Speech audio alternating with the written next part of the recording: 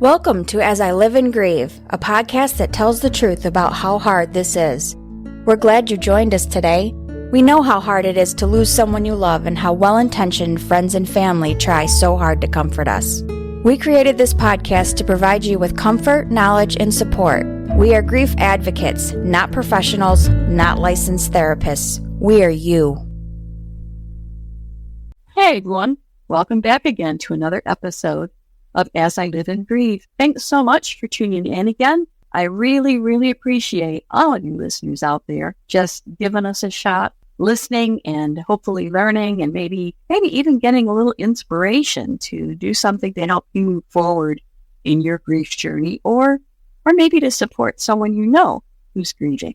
Regardless, we've got another great guest for you today. With me today is Ayla Casey, and I'm going to let her introduce herself. Ayla, thanks for joining me. Thank you for having me. It's wonderful to be here. Super. Could you start us out by just kind of telling the listeners a little bit about yourself? Who is Ayla?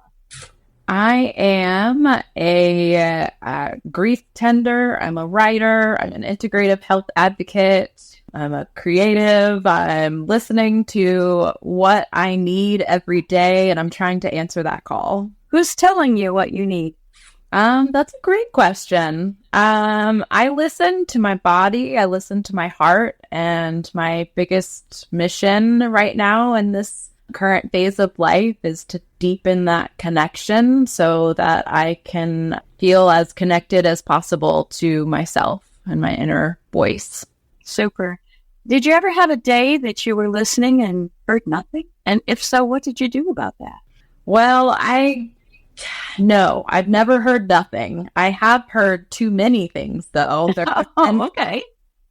There have been days where there's no shortage of noise, and I think probably we all can relate to that a little bit in the world that we live in today, being so full of notifications and messages and sound and 24-hour news cycle and things that are pulling at us from every direction. And those are the days that I think it's most important to try to tap into self and really hear what is being called for on an intimate, personal level.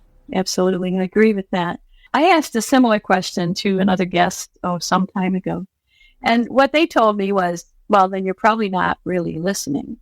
And I had to think about that. And then I thought, well, sometimes that's true, because sometimes we just let our mind get filled with so many things. And many of us know we're not particularly good at taking care of ourselves. So sometimes you don't really, in your subconscious, I think, my opinion only, that you really don't want to know what you need to do because you don't want to do it. Well, I think that a lot of compassion is called for there because we've been conditioned to mask and to numb the hard and painful parts, the truths of ourselves, as well as the circumstances we've been through, the memories that we have, or situations that, maybe didn't go the way that we would have liked them to go. And we feel a lot of pain when we think about that. Sure. So I think that there's not a place for blame or fault in this. It's something that has been sort of created within the world that we live within. I think it's really important work for us to be courageous and to find what's underneath the masking and the numbing anyway. Right. And did you ever have an argument with yourself? When you listen to yourself and you got some direction? I'm thinking, for example, like somebody in their early days of grief, and you're sitting on the couch, and you might know, your heart tells you, your brain tells you, I really have to get up off this couch and go take a shower and put on some clean clothes. Did you ever argue with yourself but I don't want to. I don't want to do anything. Did you ever have that kind of a conversation with yourself? I think that in those times, for me, what's been most helpful is to become like my inner mother and to be the person that I need to say the things that I need to hear. And even if that advice doesn't necessarily embody what my actual mother would say, that's not really important. What's important is to be the person that I need to be and that I need me to be. And I think that being kind to my future self, and that's myself in 1 minute, 5 minutes, 2 hours, and tomorrow and next week. Right. Being kind to my future self isn't sitting on the couch with a pint of ice cream and not showering and not taking care of myself. Right. Yeah, good point. I think I did that in my early days. But eventually in your grief, you kind of reach a point where your thought process goes more like, I don't want to live like this anymore. You realize that you've been kind of stagnant, that you haven't done some of the things perhaps that you should do, and you're ready to kind of get up and move along.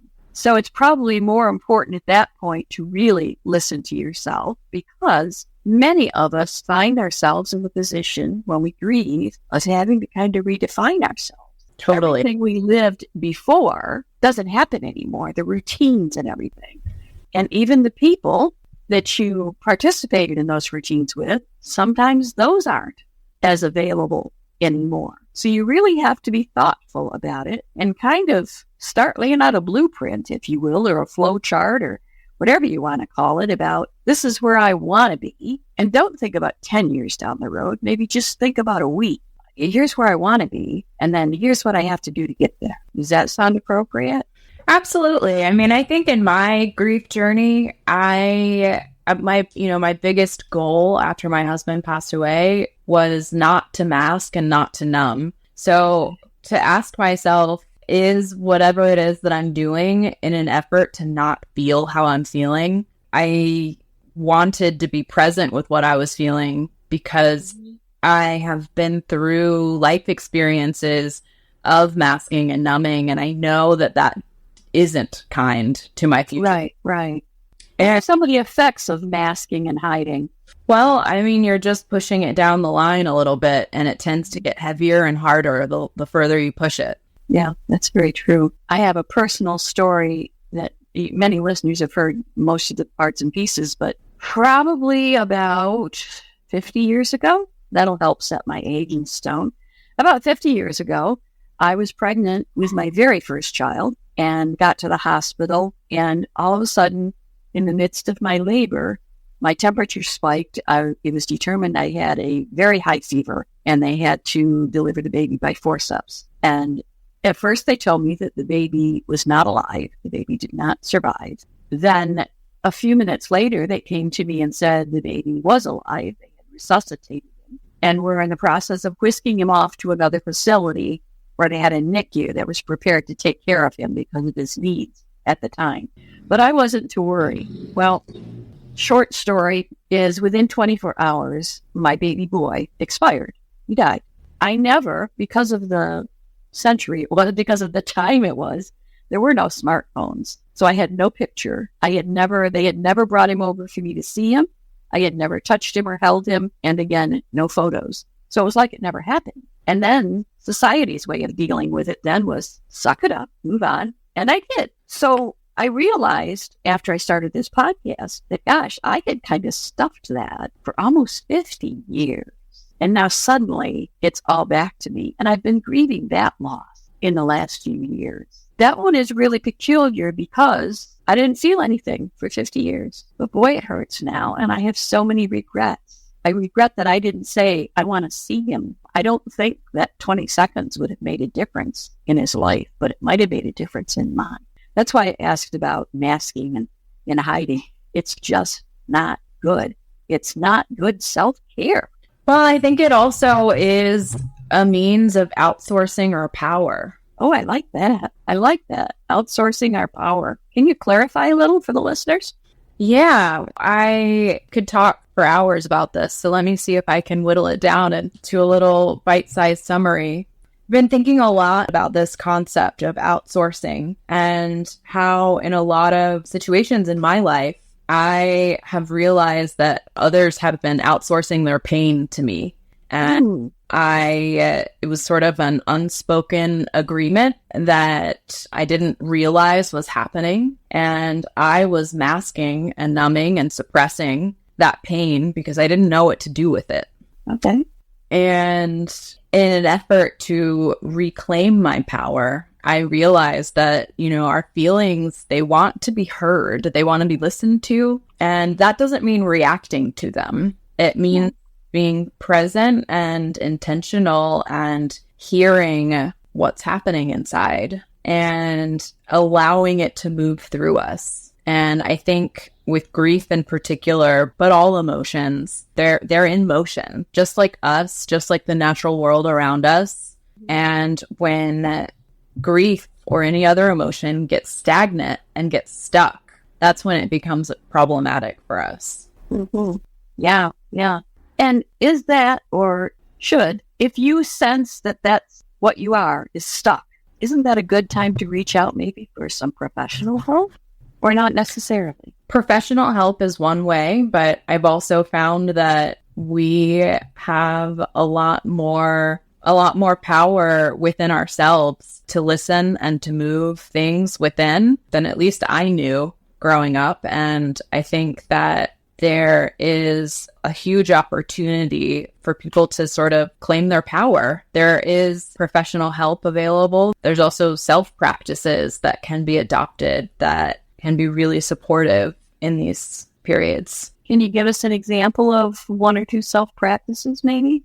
Sure. I think that in my case, while my husband was battling terminal cancer, something that I had to learn was that I had to take care of myself in order to be able to show up and take care of him.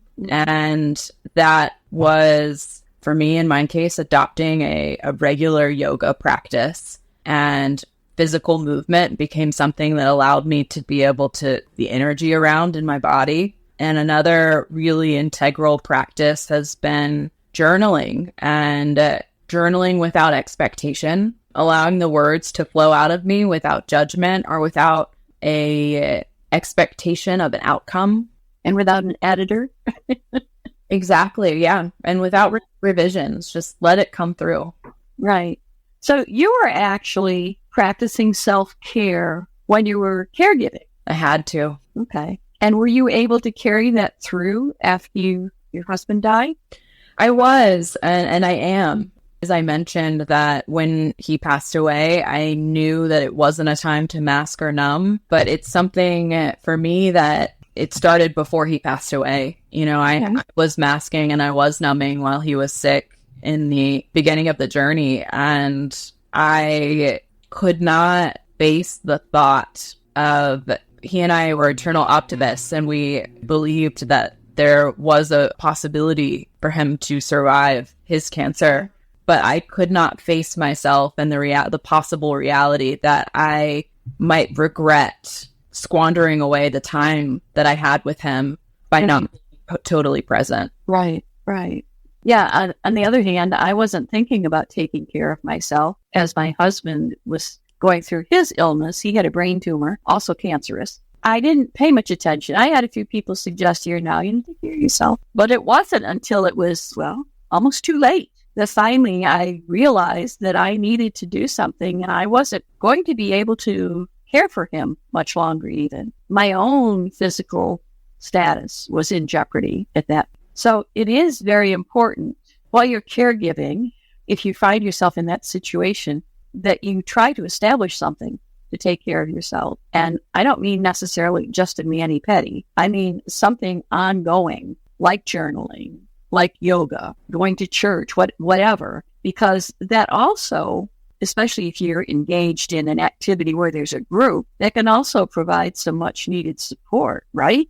Absolutely. Healing happens in community. Healing happens by being witnessed. And I think that we can't undervalue the impact of being seen and mirrored while we're going through the hardest moments of our lives. Right. One of the phrases in your profile that really stood out to me was healing begins within. Now, I know I've spent a lot of time in the medical field, not as a practitioner, but in administration, doing transcription, whatever. And I have read so many times about people that have had a wound and it has healed at the top. The skin, the outer skin healed first, leaving the open wound underneath, and infection started. And I remember many, many times hearing doctors say, you can't do that. They would have to open the skin because it's got to start healing within and then heal to the outside. And you mentioned that. Can you kind of explain to our listeners? I think I know what you mean, but just to be sure that they've got that concept, can you kind of explain to them what you mean by that as it relates to grief?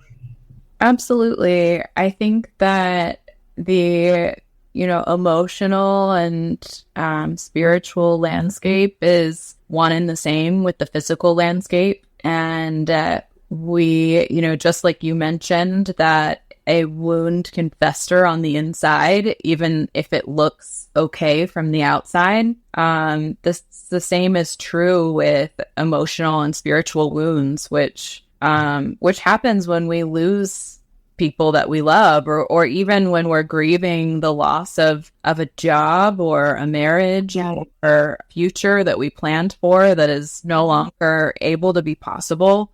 There are many types of grief, and I think that it is our responsibility for us to hear what's happening on the inside, allow that pain to be expressed so that it can begin to be healed from the core and not just from the surface. It is feasible maybe for a time to pretend everything's okay and to go about your life as if nothing changed, but it very likely won't be sustainable long term. I agree with that completely.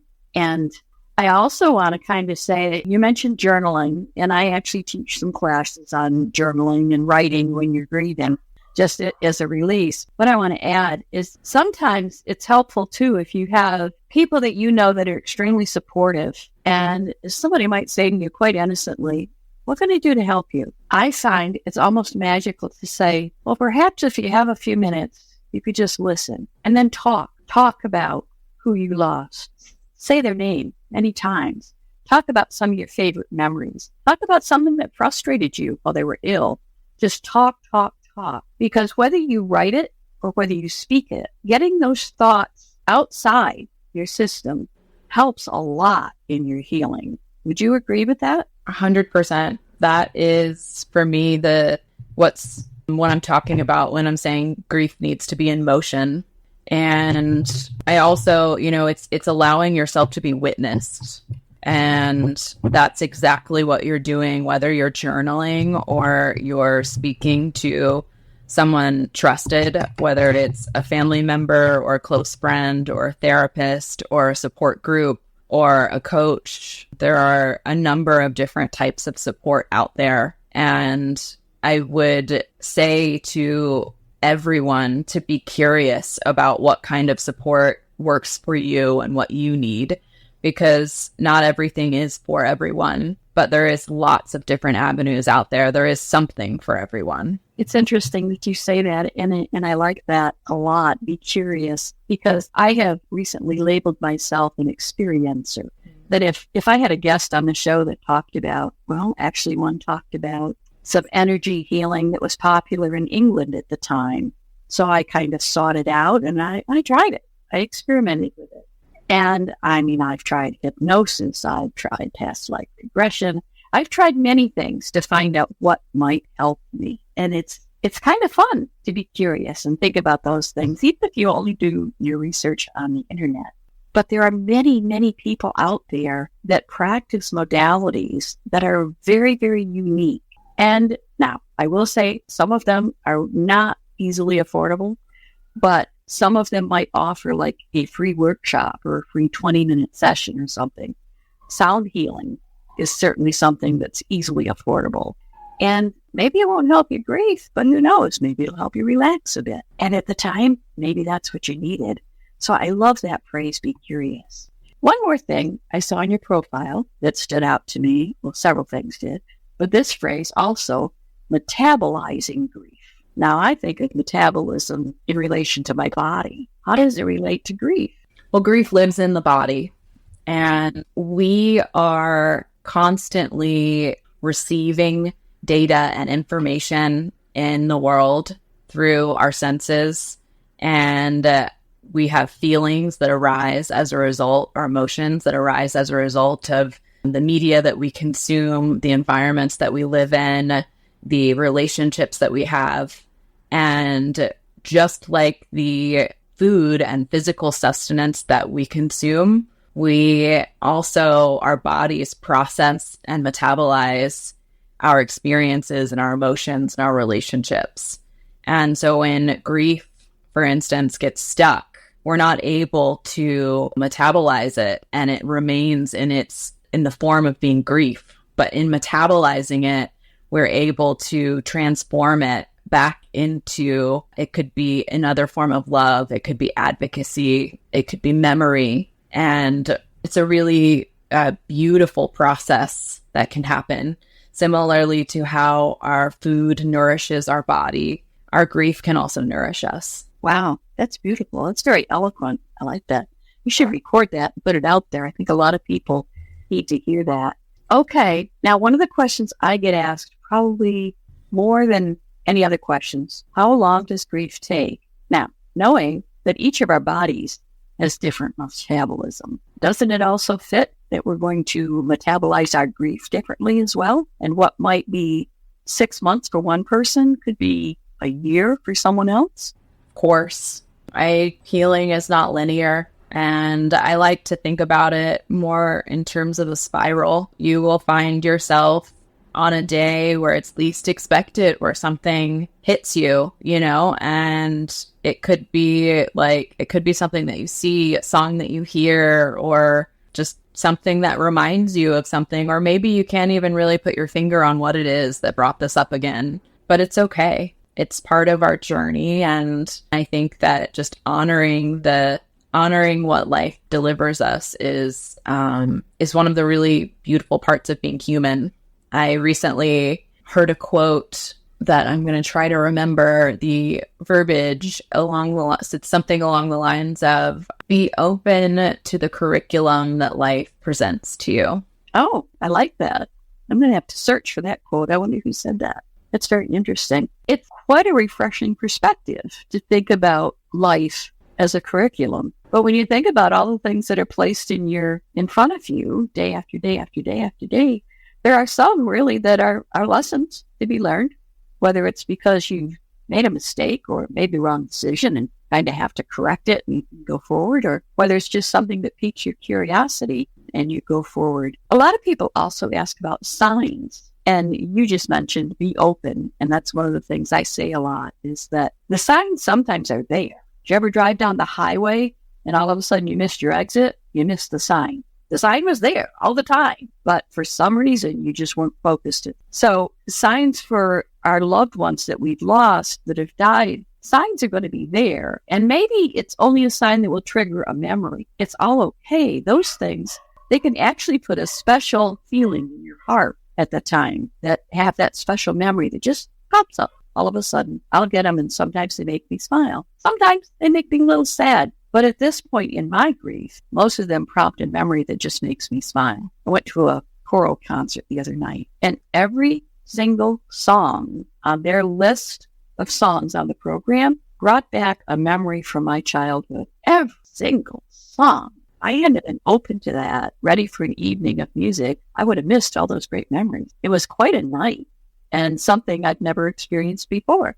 Maybe one song, but not every single one. That was great fun. Okay, this is the time of the podcast now where I actually turn the microphone over to my guests. So this is your turn to take the floor. Tell our listeners what services you offer. Tell them about your website. Anything you want. This is your turn and the floor is yours. Thank you very much. I have a number of services that I would invite anyone who feels called to visit my website, which is alchemyforhumanhearts.com, to learn more about it. But I'll tell you a little bit here. I offer a 90-day mentorship program where I will guide you and create a container with you so that you can explore with curiosity what your self-practices are that are supportive in helping you metabolize your grief, your emotions, your environment, the world around you, and to develop that deeper connection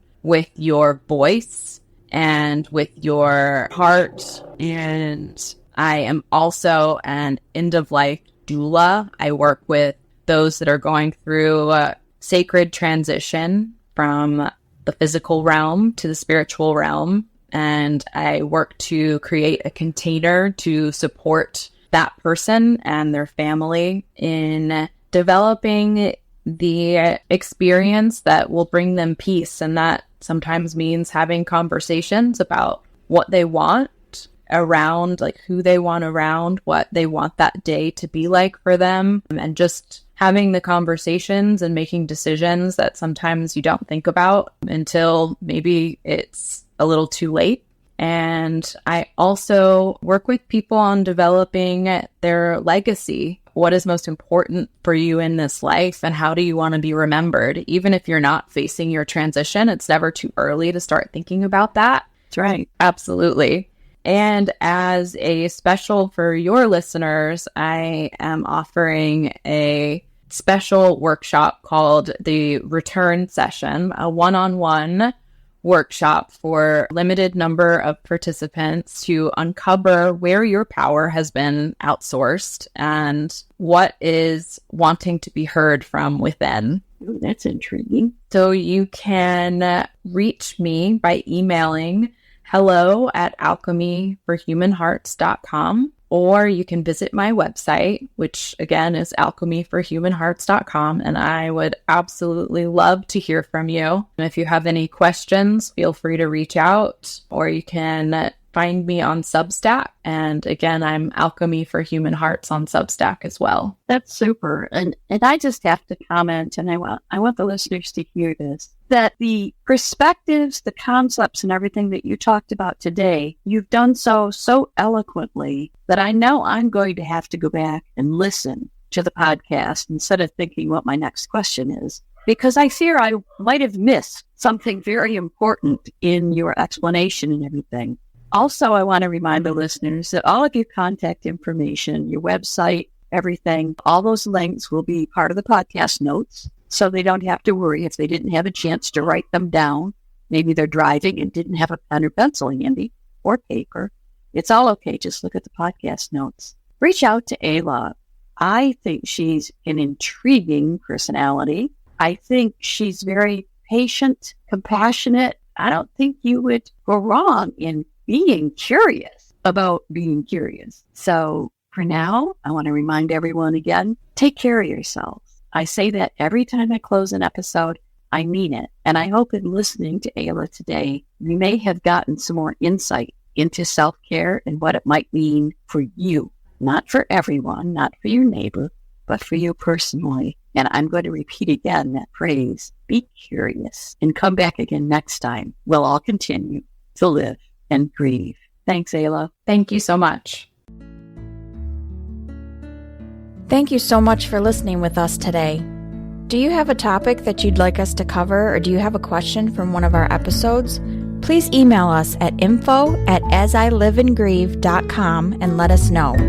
We hope you will find a moment to leave a review, send an email, and share with others. Join us next time as we continue to live and grieve together.